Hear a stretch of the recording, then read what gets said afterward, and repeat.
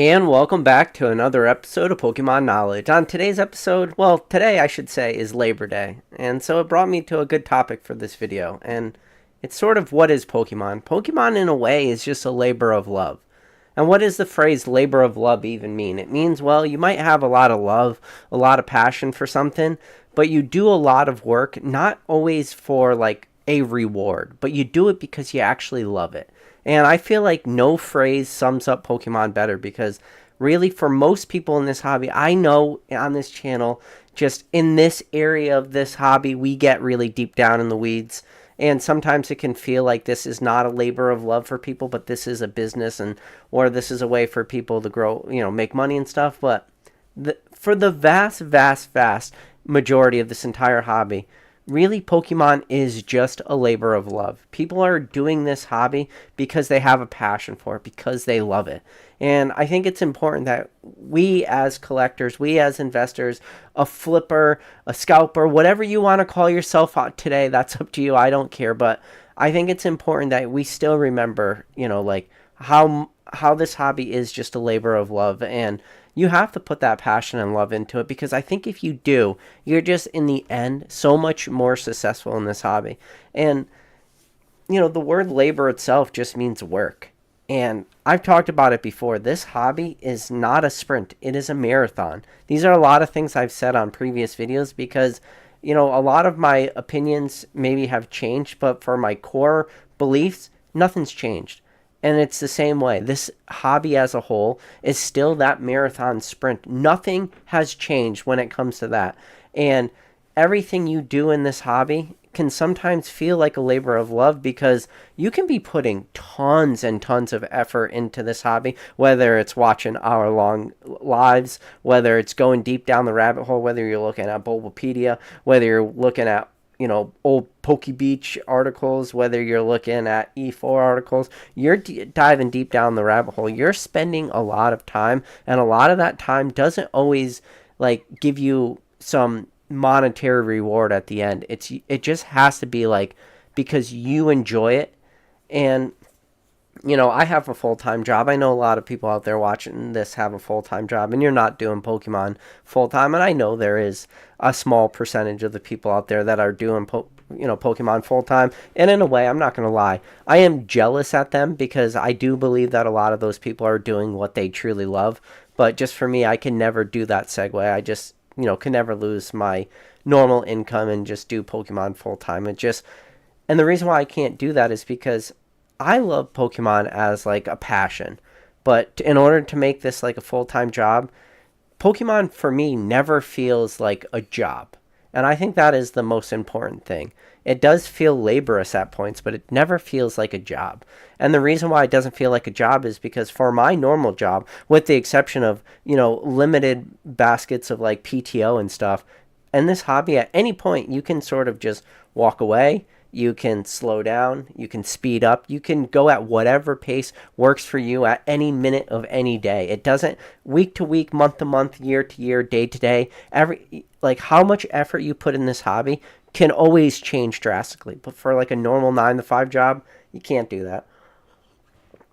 Every day you got to go to work and you got to give 100%. I'm like from that old school mentality. If you're doing a job, I don't care if you're working at McDonald's flipping fries or you're some CEO of some Fortune 500 company, and every job in between, it doesn't matter to me. I think that whenever you go into your job, you should always give it 100%, because if you feel like your job doesn't deserve 100%, or you feel like you shouldn't give 100%, then the truth of the fact is you probably should just find a different job. Because if you're not happy enough at your job, or you don't feel that you're compensated enough or rewarded enough or treated well enough, and that they don't deserve 100% of your effort, 100% of your work, then you shouldn't work for them in the first place. So that is a little bit more like maybe that old school mentality. And like I said, it doesn't matter. It doesn't matter if you're flipping fries, and it doesn't matter if you're working as CEOs of Fortune 500 company. It just doesn't to me. I think every day you got to always give it your best. But Pokemon, you don't have to do that. It's a labor of love. It's a passion you sort of just do on the side. When you come home, you do your research, when you have a free moment here and there. Like, that's why I love this hobby. And it's awesome too, because there's so many little things going on all the time. And for me, I like to definitely overanalyze everything. I don't think that's a fault. A lot of people would say overanalyzing everything in this hobby can be a fault. I think where my fault would be is the way that I overanalyze stuff. If I was just internally overanalyzing everything always and never being able to just do what I do on this channel, which is just talk into a camera and talk to you guys. If you want to tune in and watch this, like, I'm glad you're watching it, but I'd be making this video if there was one person watching or if there was 0 person watching, because sometimes I just need to get off like the thoughts that are going through my head or that internal debate or that, just a lot of it too is just, in a way, in this hobby, we do a lot of just internal justification, right?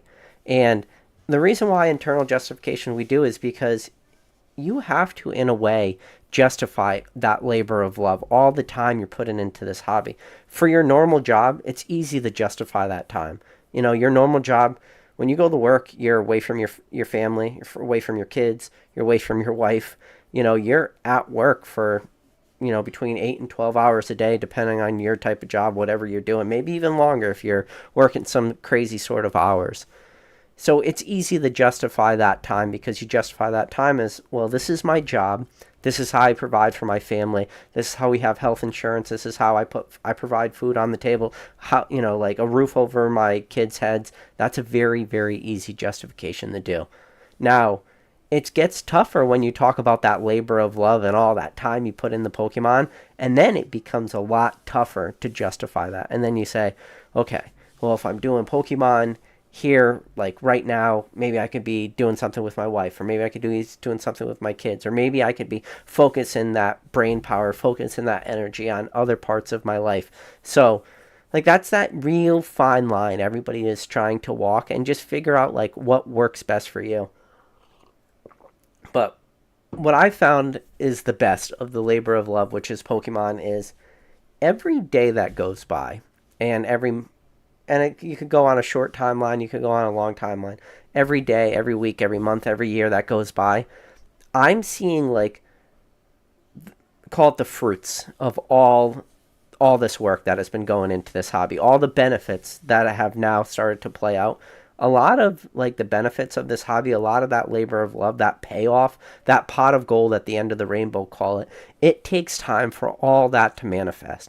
And for, I think, a lot of people in this hobby, now I can't say this with all sort of certainty or any sort of definitive statement, but I do feel in my hearts of hearts that I have seen a lot of people who have gotten into Pokemon, and I don't even like to call it recently anymore. They've been into this hobby for 3, 4, 5 years at this point.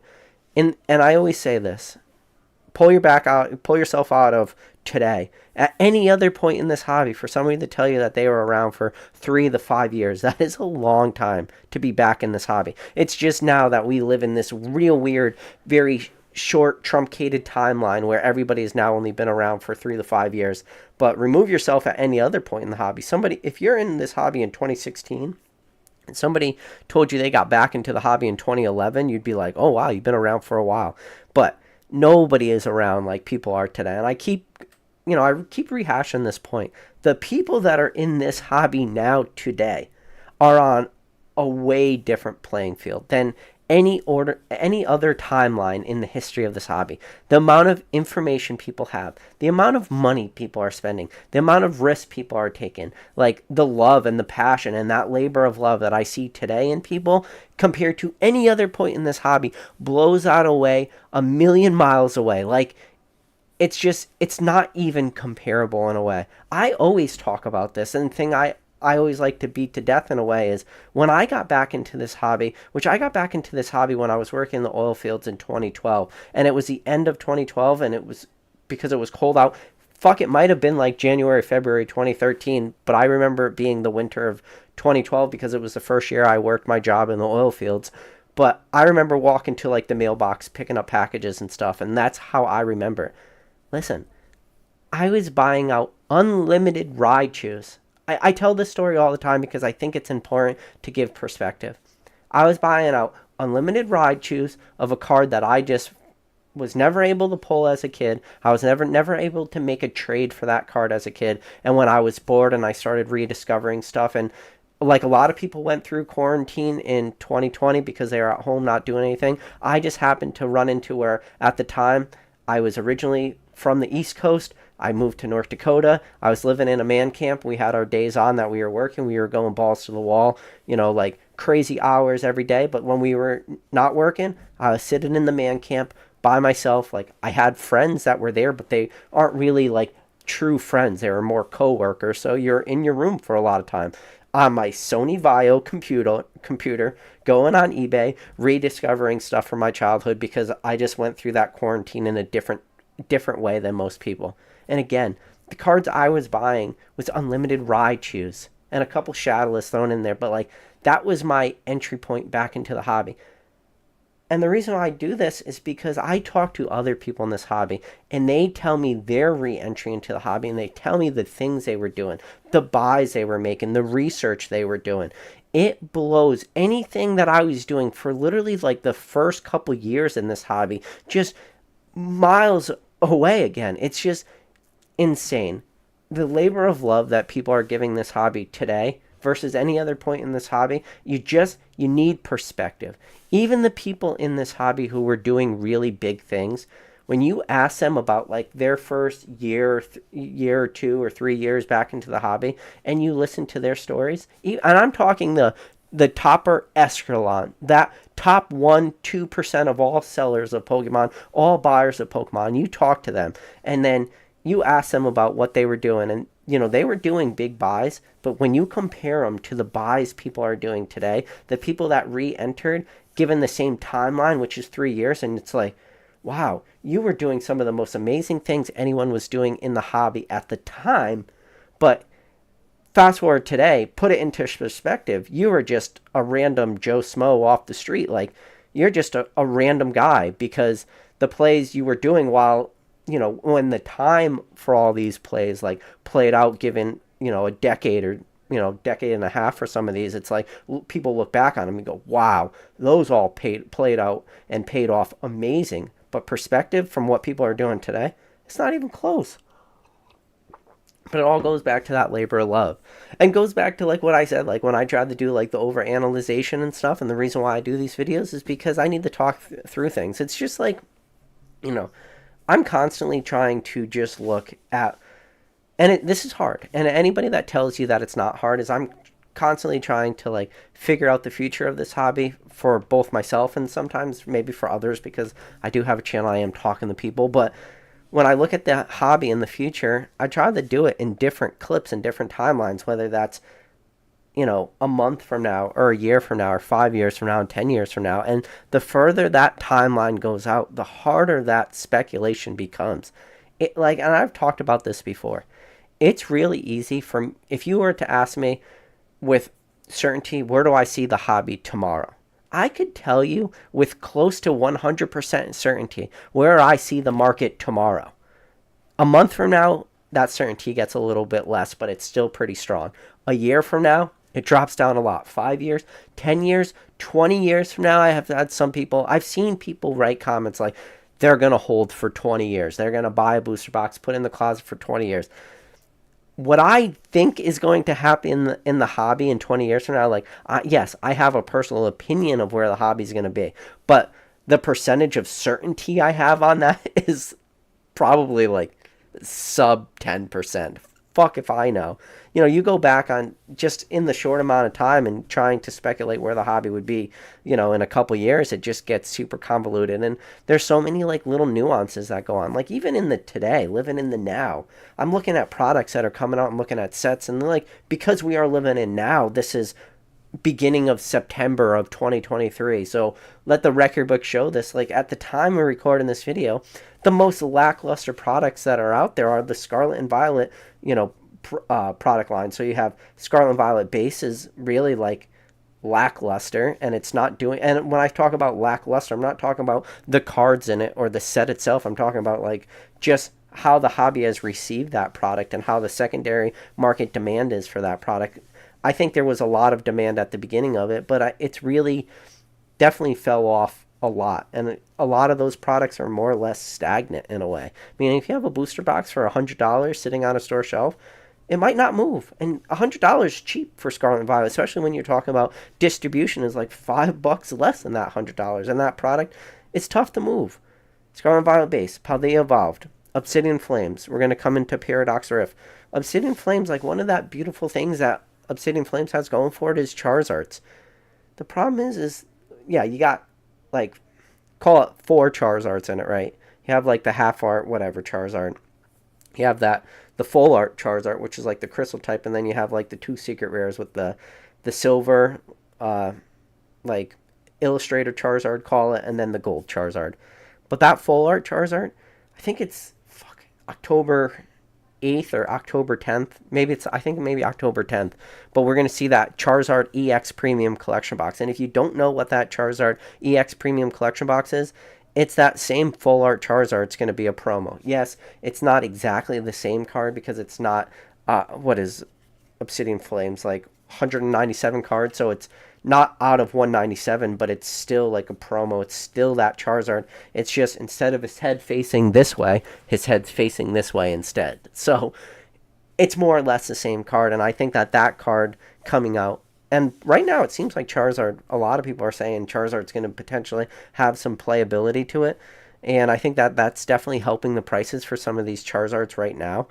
But when you get that full art Charizard come out, again, October 8th or 10th, I think it's the 10th though,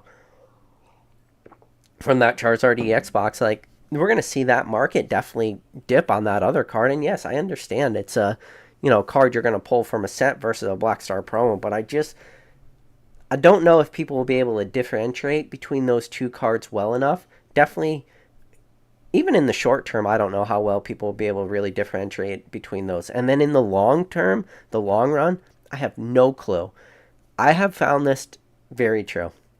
People's memories in this hobby are very, very short-lived. And in fact, I shouldn't even say I've learned that. That's something I've always known. People's memories in this hobby are always very short-term. Even when it comes to products that were released in the last year or two, it's amazing when you go back and you talk to people, like the prices they remember, the demand they remember, like the hits they remember, all this stuff, like, in a way it gets lost. And I think one of the reasons why, like, a lot of information gets lost in such a short amount of time is because people in this hobby are doing this passion of love. But because they're doing this passion of love and I was able to bring it back to the title of this video. Take notes. But because of this passion and love, people are living so much in that day to day that sometimes, like, you can lose like those little nuances in the hobby, and you forget about like some of the stuff that happened in that very, very recent timeline. And it's pretty, I don't know, it's pretty interesting. But I thought this was a good title because it is Labor Day, and Pokemon is that. I mean, there's a lot of labor that goes into Pokemon. Anybody that tells you different is going to lie to you. There's a lot of effort, a lot of time that goes into this, And, I laugh too because there's a lot of things people say, like, well, there's definitely like the very aggressive like way to tackle this hobby, buying stuff, flipping stuff, and then there's definitely that very passive way to tackle this hobby. Passive right now, when you're living in the moment, like, sure, makes sense, but rewind yourself out of like the Scarlet and Violet block and you start putting yourself into the Sword and Shield block. Like, a lot of like super low prices, they came after like a long time some of these sets were released, and after multiple reprints of products in order for like to really truly time bottoms. And one of the things that we're going to talk about from now until the day this channel ceases to exist and YouTube stops being a platform and this video gets lost to time, one of the things we will talk about is we will always talk about that R word in Pokemon, the reprint word. The word that strikes fear in all sealed product collectors' hearts is the reprint, word, because reprints have that ability to make or break sets. It has ability to make or break it because if you don't get reprints, it's going to make that set. If it gets a massive reprint, it has the ability to break that set, and not just the short term, but the mid-term, the 2-3 year timeline. We've seen that happen. Where do we see it happen? Chill and Rain. Make no mistake about it. Chill and Rain on PokemonCenter.com at $143.95. Sold out. Chill and Rain was selling for $160 a booster box. There's a reason it was selling for $160 a booster box, because there was demand into it. There wasn't a lot of product till reprints happened. Boom, crushed it. Went down to $80. It has finally made it up to like right around that 143, literally where everybody was buying out Pokemon Center for their booster boxes. We have just made it back to that price point 2 years after the fact, after that huge reprint. People that bought in at 143 from Pokemon Center with taxes still down on their money, especially if they're going to sell that booster box with eBay fees, shipping, they're still down. Those people that paid 160, they've been down. Like, that's the thing. The reprint word kills sets depending on where your price point is. If your price points are high, you are destroyed. And you are destroyed for not just the short term. The short term could be a year. That reprint happened a long time ago. Those prices still haven't made it back to that 160 price point. Same thing with Battle Styles. Battle Styles, make no mistake about it. Again, right at release, Battle Styles is one of the most hype possible sets. I remember Battle Styles ETB selling for $60 a piece. And then there was a while where people couldn't liquidate Battle Styles ETBs for like 22, 25. People looked at them like toxic assets. But, that was an ETB that went from 60 to 25. And again, I saw a lot of booster boxes selling between that 150, 160 price range. And still to this day, if people bought in right at release at those high prices, they're still to this day down money. It's crazy when you think about it. So that R word, that reprint word, is the scariest word for some people. So, like, that's the stuff that can feel like labors of love for a lot of people, Make no mistake about it. This hobby is that absolute marathon, like, race. And, anyways, I'm going to go scroll up to the top of the chat. I'm going to read some of the people that are in there. So you got number one mod in the game, Drew. Appreciate you coming in. Pokey Snipes. We got Uncle, Pokemon Dentist. Oh, look at that. We got Mr. Dan, Catch 'em All Collectibles himself, is in the chat. I will be seeing Dan very soon down at Charlotte Collecticon. Dan's always one of my favorite people in the hobby to talk to, so I'm definitely looking forward to seeing Dan. I know Dan is going to be one of the section leaders down at Charlotte, so he's going to have his whole section. Probably, I would say, maybe like a couple days before Charlotte, these guys made a map. They put a map of Collecticon, where all the tables are at Collecticon, and then they kind of highlighted where some of the people's tables are going to be. So I'm at Nick Old School Pokemon section, and that section is literally like right next to Chumley. So Chumley from Pawn Stars, that Chumley. So we're going to be right next to his section. Then I know Dan and Mason, they're like more in the corner of the building. But yeah, me and Nick, we're pretty centralized. So hoping to get a lot of foot traffic. It's gonna be my second Collecticon ever, but it's gonna be my first Collecticon I ever vended, and I'm hoping I'm gonna have ability to like move some cards. And I've already told you guys the cards that I really am most excited to move, and those are those field graded plays. Gonna have a nice $20 box, nice $25 box. Feel free to rifle through those, buy all the $20, all the $25 slabs that you want. Like, they'll be good prices in comparison to eBay, but it's just the ones that aren't really worth it to sell. So Ben Davison said, what happened to the group live stream with Rattles, CTR and you? Yeah, so currently we're not doing the live stream for the foreseeable future. E4 Relk says, I had this in the background waiting for it to go live. PK's voice startled me. Haha. Oh boy.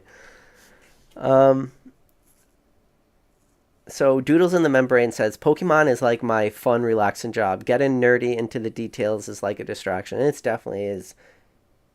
It is definitely a distraction, and I love it. Like, I'll be the first to admit it. I love like all the little nuances, and I always make the joke, like, I've forgotten more in this hobby than I can remember, too. There's been multiple times where I feel I've gone back and, like, read the same Bulbapedia article more than once, where I'm like, wait a second, how was this card released? What did it come from? And then I go back, and it takes me to, sometimes I get like halfway through the Bulbapedia article, and then I'm able to like finish the end, and then like all the, like neurons in my head, they start firing, and on my, synapses start to make weird connections. And then I'm like, okay, now that I've read the first half of this article, I remember the second half, and oh my God, I've actually been to this page before, and I didn't even remember going to it. So yeah, I definitely have, in a way, forgotten more than I remember. Pokey Snipe says, I had my birthday this weekend and had the whole fam open in packs. We all had a good time from ages 17 to 97. Pokey Snipes, happy birthday, my friend. Everybody in the chat, let Pokey Snipes know happy birthday. But that's awesome, man. 17 to 97. So that means you had like a 97-year-old grandpa or grandma opening up Pokemon packs. That I hope you recorded that, man. That is one of those videos that, not to say that's a video you want to put out into the YouTube or something, but that would probably be one of those videos that you want to just have for yourself, for like a personal video from that time that you had your birthday party, and your younger kids or nephews all the way up to your grandparent was opening up Pokemon cards. And that's probably a memory that's going to last with you from, I would say, from now until forever, until eventually like we all get Alzheimer's and then we can't remember facts. But that will be one of those memories that will last with you, man. So you're doing it right. Good for you. That's an awesome story. um let's see.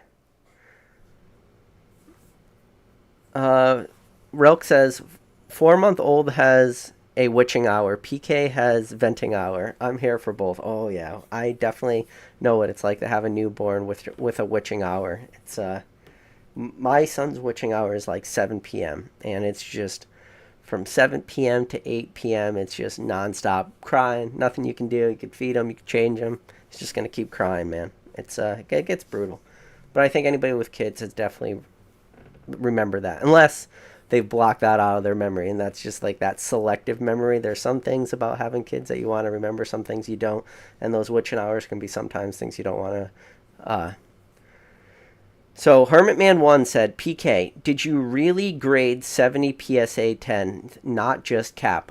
100%. If you were in the Rattle Happy Hour chat on Saturday night, I went into the Rattle Happy Hour chat. I pulled it up and I showed everybody that 70 card submission. 100% not cap. 70 out of 70 cards PSA 10. But yes, that definitely really, really did happen. And I showed it to, yeah, anybody who was in that Rattle Happy Hour chat that was in it at the time will tell you that it's not cap. I definitely graded 70 out of 70.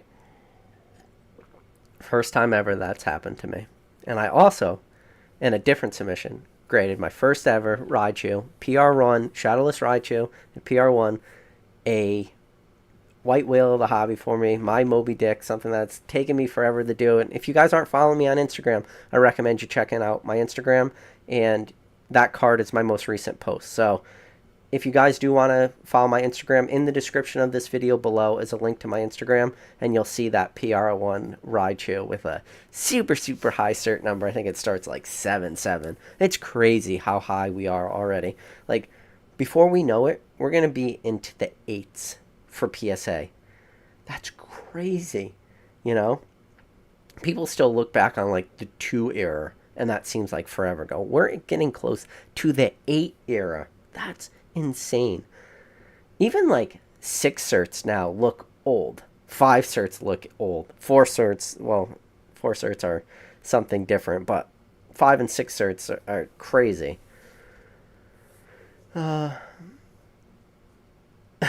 Mr. Walrus says, Oilfields, the greased up deaf guy from Family Guy, is based on PK confirmed. Oh, yes. I think I get to meet Mr. Walrus at Charlotte Collecticon, so that will definitely be an exciting one. Mr. Walrus says, I haven't trusted PK since he lost his casting couch. But you trusted me when I had the casting couch. That's every casting couch's first mistake. You walk in, see the casting couch. Oh man, this live is really taking a turn, hasn't it? Cheval says, bring back the elephant sheets. Yeah, I should maybe like put a background. I'll get one of those blankets. Let's see. Relk says, what is Pokemon? I'm just here for the bear. Yes. Let's see. Oh no. I jumped all the way to the bottom. Kevin Clare says, I won my set of Battle Styles ETB in a waffle for $17. Oh god. I hope you're not doing raffles and waffles. Cheval says PK's kidneys can't take that podcast anymore. Let's see. Cheval says, Darkness Ablaze 2K in 2043. Of course, a loaf of bread will be $500 also. So yeah. Ooh, let's hope hyperinflation's never a real thing. Dark Lava Lizard says, "Do you talk to Joe Echo Base Collectibles anymore? Just noticed his YouTube channel is now deleted." I haven't talked to Joe in a while, but I'm still friendly with Joe. I have no clue why his YouTube channel is deleted. Maybe Joe is just focusing on other stuff, but I'm surprised by that actually. I thought Joe's actually one of those people that makes that really entertaining YouTube content. It's just more like that rant content. One of my favorite type of videos Joe would make was he'd just be driving in his truck, whether it's driving to the gym or just extra time, and he would just put his phone on the dashboard of his truck as he's driving around town and just vent whatever was on his mind at that time, just the same way I talk about it. Is I like to talk into the camera to get stuff off my chest. Joe Echo Base Collectibles was the same exact way. He would just drive around town. Joe had some awesome story too. Talk about being in like, you know, big into the competitive scene 2020 or early 2000s, that 2002 2003 timeline, that change between Wizard of the Coast and when Nintendo took over. Joe was at the last WotC Player Appreciation Tour, where I think he got 10th place at that Player Appreciation Tour for WotC, and prize support for 10th place was 10 booster boxes of Skyridge, which is an awesome story. It's kind of crazy at the time that Joe just opened up 10 boxes of Skyridge because he was just a player at the time. Just was, doing that pack opening experience. And it's funny, I think Joe uses the exact words. By the time he was done opening his 10 boxes of Skyridge, he was like burnt out from that set. He never wanted to see another pack of Skyridge again. But the person that got first place for that WotC Player Appreciation Tournament in 2000, I think it was either like May or June 2003. I don't remember. You'd have to ask Joe that exact month. Maybe it was July, but it was right at the end when, right before Nintendo took over. So it was more or less WotC was just clearing out their warehouse at the time. Maybe not the warehouse, but they had like a employee store and stuff. So they just had a bunch of extra product. But the person that got first place in that Player Appreciation Tour in 2003, Joe says they wheeled out a pallet of product for him. A pallet. And he said, like, it was every single Black Star promo just came in, like, big boxes. Joe had a big box of a bunch of Black Star promos they gave him for winning too. But first place, can you imagine WotC rolling out a pallet worth of WotC booster boxes to some winner? I don't even know what a pallet... I mean, it would be impossible to, like, speculate because there's so many WotC sets. But let's assume, because Joe got 10 Skyridge boxes, let's just assume that that pallet was, like, later WotC products. So just call all the Neos, Legendary Collection, Expedition, Aquapolis, Skyridge. Let's just assume that that palette was those later sets. So there was probably cases of Skyridge, cases of Aquapolis, cases of Expedition, cases of Legendary Collection, and then cases of like Neo Destiny. Can you imagine? That was prize support for the first place winner. Put a price tag on that nowadays. I mean, you talk in Skyridge between $40,000 to $50,000 per box. A sealed case, that's $300,000 per case. Aquapolis, 30 to 40 depending. Legendary Collection, 30 to 50 depending on the sale. Hundreds and thousands to potentially millions of dollars in today's dollar amount that winner of that Player Appreciation tournament won. Probably millions. It is millions. It's not potentially, it is millions. Assuming that there were cases of Skyridge and Aquapolis and Expedition and Legendary Collection. First place won millions of dollars worth of product. At the time, those booster boxes were selling between whatever, $80 to $100. So even then, that entire palette of products still is a huge win. That's still a 5-figure win for that winner when you break down, but crazy. Insane. But anyways, I wanted to do my Labor Day video. I hadn't made a video since Friday, so I just wanted to hop on, give you guys something to listen to, whether it's while you're at work, you drive to work, you drive home, whenever you guys listen to your videos. But yeah, man, I appreciate all you guys. We are still on the road to 6,969 subscribers. Once we get to that milestone, I don't have to ever ask for anybody to ever subscribe ever again. But until I get to that point, if you guys are watching this video, if you're new to this channel, if you haven't subscribed, do me a favor. Hit that subscribe button. If you're watching this now and you haven't hit that like button, hit the like button. It really helps me out a lot, pushes this video out through the YouTube algorithm. There's probably a lot of people out there who have never seen this channel in the first place, But if you hit that like button, YouTube might recommend it to them. And eventually we might get to that magic number, 6,969 subscribers. But as always, guys, appreciate every single one of you guys out there. Don't forget, at the end of the day, Pokemon is just a labor of love. It's the passion you put into it. It is the love you put into it. And as long as you continue to enjoy this and you continue to go hard at this hobby will be good for you from now, tomorrow, to the end of days. This hobby will never lose its luster if it truly is a labor of love for you. But yeah, guys, appreciate every single one of you.